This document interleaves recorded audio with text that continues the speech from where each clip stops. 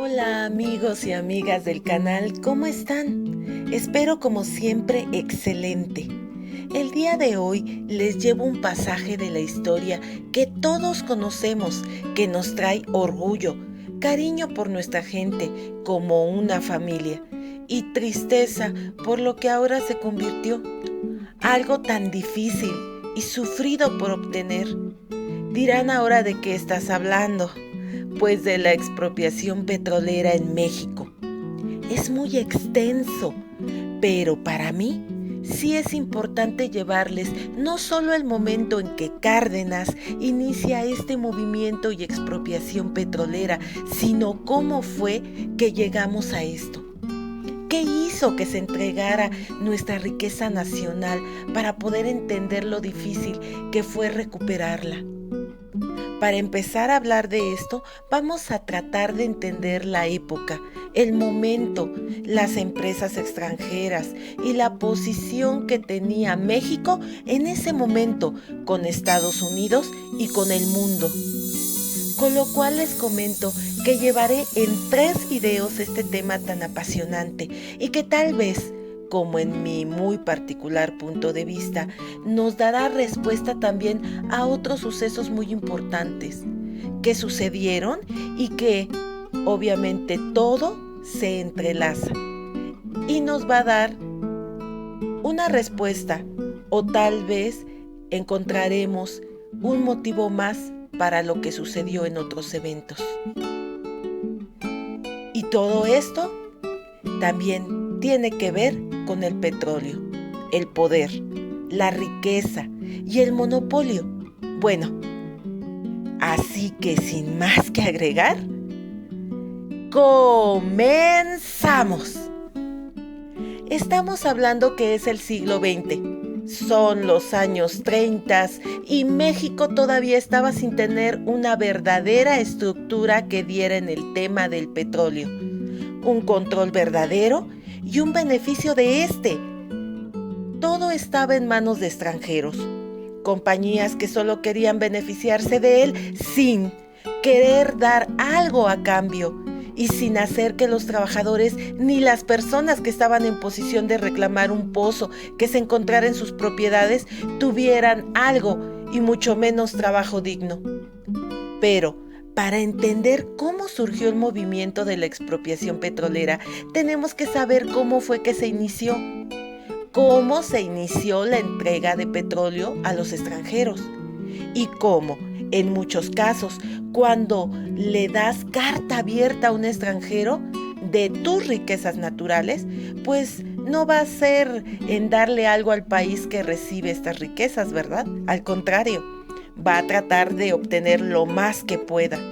Y así empezó esta entrega del petróleo mexicano. Todo empezó en 1862. El primer pozo petrolero superficial fue perforado por el ingeniero de minas Antonio de Castillo en el estado de Tabasco durante su régimen imperialista de ¿quién creen? Sí, Maximiliano de Habsburgo. Emitió un decreto que permitía explotar el petróleo en México, siempre y cuando se hiciera con la anuencia del gobierno mexicano. De esta forma, otorgó 38 concesiones petroleras a particulares. En 1869, en Veracruz, se inició la explotación de las chapopoteras de Furberos en Veracruz. En 1886, bajo el régimen de ¿quién creen? Sí, Porfirio Díaz. Las primeras refinerías que comenzaron a operar en Veracruz fueron el Águila, obra de los estadounidenses Samuel Faribon y Josh Dixon y de la empresa estadounidense Wader Pierce Wall Company de Henry Clay Pierce y William H. Waders, empresa subsidiaria de la Standard Oil Company que años más tarde se convirtió en el grupo Sinclair Pierce Wall. En 1890 se estableció la Compañía Petrolera Mexicana de California en San Luis Potosí. En 1896, el grupo Sinclair construyó una refinería entre la desembocadura del río Pánuco y la ciudad de Tampico. En 1901, la Compañía Petrolera Mexicana de California comenzó a perforar el primer pozo petrolero en Ébano, San Luis Potosí. 2 años más tarde estableció la primera refinería de asfalto de América Latina. Asimismo, continuó las exploraciones hasta contar con 19 pozos petroleros.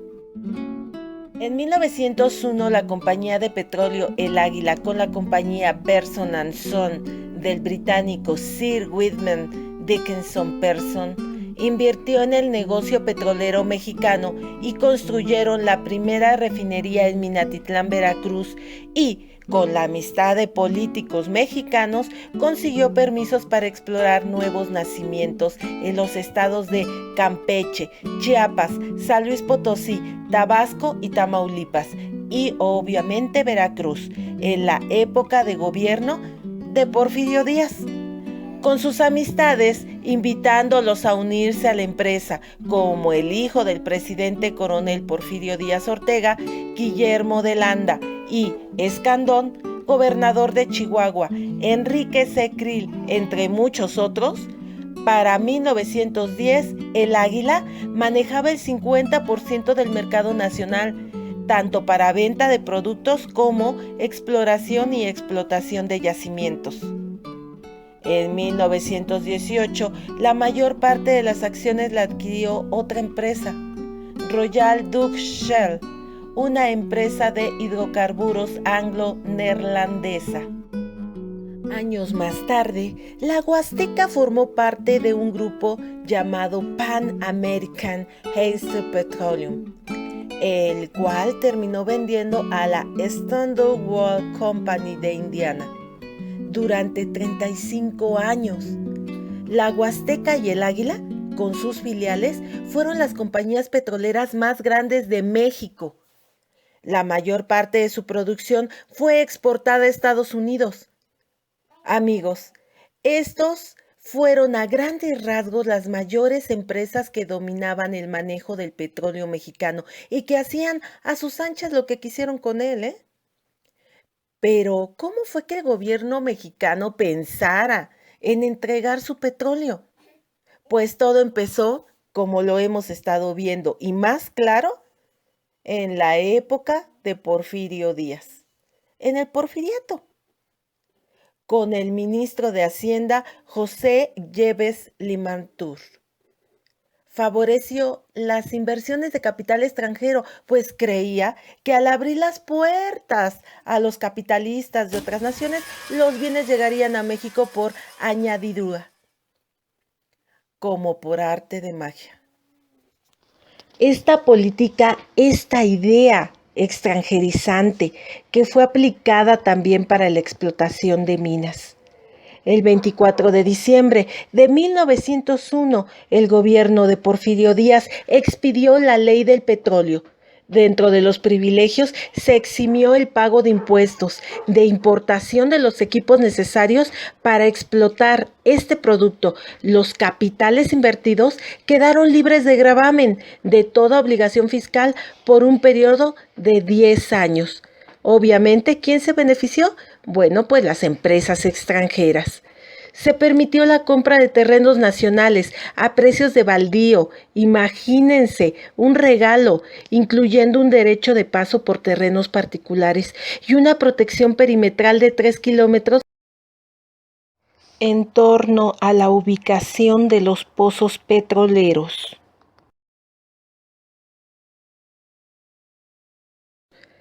En realidad, se regaló la riqueza nacional. La ley petrolera, promulgada en 1901, además de dejar en claro esta nueva disposición, señalaba que podía hacerse exploraciones y explotaciones en terrenos nacionales, pagando un 7% de las utilidades obtenidas al gobierno federal y un 3% adicional a los gobiernos de los estados. En total, un 10%. Esta situación fue legal en materia de petróleo que estuvo vigente hasta la promulgación de la Constitución de 1917. Lo increíble del caso, que mientras ellos tuvieron jugosas ganancias, empezaron a extraer primero 10,000 barriles, pero la cifra aumentó paulatinamente hasta llegar a 12,5 millones de barriles en 1911. En contraste, los beneficios para México fueron pocos. Este último año, el gobierno federal recibió por concepto del impuesto del timbre tan solo la cantidad de 26,000 pesos. Imagínense, 26,000 pesos que fueron declarados de la forma tan errónea y tan risible para el gobierno mexicano, pues ellos podían decir que habían extraído 10,000 barriles, aunque fueran 100 millones. En 1909 se promulgó una nueva ley del petróleo, con la que se dejó claro que la propiedad de los depósitos de combustibles minerales y materias bituminosas eran derecho del dueño del suelo. Cuando triunfó la revolución y estaba Madero en el poder, se les pidió a las empresas, por medio de la ley timbre, un gravamen, lo cual para los pobres e indefensas empresas petroleras, pobrecitas, era un robo, una calamidad, con lo cual se quejaron, que querían que el gobierno, ¿cómo querían de eso? Pedirles más impuestos, ya que en Estados Unidos pues les daban y les exigían menos impuestos. Es decir, un equivalente de 3 centavos por barril, lo cual era algo irrisorio y beneficiaba enormemente a las empresas petroleras. Pero claro, ellos no lo querían ver así. Sin embargo, esta disposición, dictada el 3 de junio de 1912, fue repudiada por los gerentes de las compañías petroleras, quienes manifestaron que el impuesto que pagaban en Estados Unidos era menor al pretendido por el nuevo gobierno. Madero ordenó que las compañías petroleras declarasen el valor de sus propiedades, lo mismo que entregasen registros del petróleo extraído, lo cual habría de ser supervisado por la Secretaría de Fomento e Industria, pues no se conocía con certeza el volumen de los embarques que se exportaban y por tanto no se sabría sobre qué cantidades cobrar dicho impuesto. Esto también fue rechazado por las empresas que querían seguir operando libremente. Por su parte, las compañías estadounidenses pidieron a su gobierno realizar una protesta enérgica, pero una protesta diplomática. El embajador Henry Lane Wilson y el Departamento de Estado apoyaron la moción para favorecer principalmente a la Standard Oil Company. Claro, obviamente que los iban a apoyar. Como resultado de esta presión diplomática, el aumento previsto en el impuesto del timbre fue aplazado y no llegó a aplicarse debido a que en febrero de 1913 el presidente Madero fue derrocado mediante el movimiento golpista de la Decena Trágica, el cual fue apoyado con la colaboración intervencionista del embajador estadounidense. Nos da una respuesta más de qué fue lo que le empujó, una de tantas causas o motivos a este embajador a apoyar la muerte, el asesinato en la Decena Trágica de Madero. Bueno, amigos, por el momento esto es todo, es la primera parte. Espero que les haya gustado y los espero en la segunda parte de esta fascinante y muy extensa parte de nuestra historia en este tema de cómo fue que llegamos a tener que llegar a la expropiación petrolera gracias a Lázaro Cárdenas. Y bueno, Los espero en la siguiente. Les recuerdo cualquier sugerencia, comentario, bueno, pues estoy atenta a todo esto y darle respuesta a sus comentarios. Por favor, si tienen algún tema que quieran que toquemos, adelante con gusto. Por favor, díganos cuál tema quieren y nosotros lo analizamos para poder llevárselos en su canal México a través de su historia. Ya saben, yo soy Angie G y me da un gusto enorme estar con ustedes. Los espero en la segunda parte. Si no te has suscrito, por favor suscríbete y regálanos un me gusta. Cuídense. Chao.